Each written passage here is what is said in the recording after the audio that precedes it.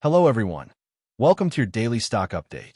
Today is November 4th, 2025, and we're focusing on SoundHound AI, Incorporated, ticker symbol SON, a company specializing in voice AI and conversational intelligence technology.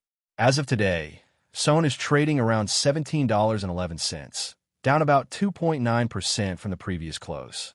The stock's trading range for the day is between $16.42 and $17.85. Over the past year, SON has experienced significant volatility with a low of $5.16 and a high near $24.98, reflecting growing interest and rapid shifts in AI-driven voice technology markets. The current market cap stands at approximately $7 billion. SoundHound's latest earnings showed an EPS loss of around minus 68 cents, with a negative price-to-earnings ratio of minus 25.16, typical for fast-growing tech companies reinvesting heavily in technology and expansion. For traders, key support to watch is near $16, with resistance levels between $18 and $18.50.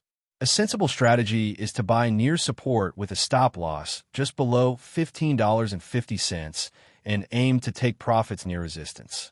Options traders might consider bull call spreads or protective puts to manage risk while capitalizing on potential upward moves.